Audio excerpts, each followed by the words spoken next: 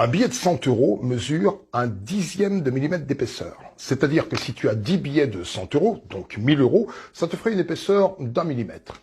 Alors, c'est pas très épais, mais si tu compares avec les pages d'un livre, c'est à peu près ça. Si tu as 1 million, ça veut donc dire que tu as une pile de 10 000 billets de 100 euros et ça représente 1 mètre de hauteur. C'est-à-dire que ça t'arrive à peu près là. Tu peux vérifier. Si tu as 1 milliard, ça veut donc dire que tu as 1000 millions. Ta pile de billets de 100 euros mesurera donc 1 kilomètre de hauteur. Un millionnaire, c'est donc un peu plus haut qu'une table. Un milliardaire, c'est 3 fois la taille de la Tour Eiffel.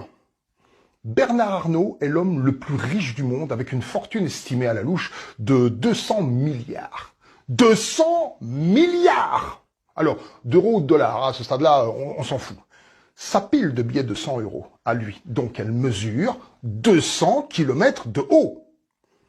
600 fois la taille de la Tour Eiffel. C'est une pile qui monte tellement haut, jusque dans l'espace, au point où certains satellites pourraient se cogner dedans. Tu peux vérifier.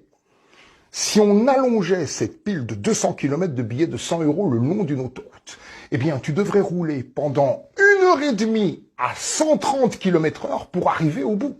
Si on compare ça avec quelqu'un qui a une fortune de seulement 10 millions d'euros, seulement 10 millions d'euros, putain, c'est déjà une sacrée fortune, 10 millions d'euros. Eh ben là, t'aurais même pas besoin de voiture. Tu marches 10 mètres et t'es déjà au bout.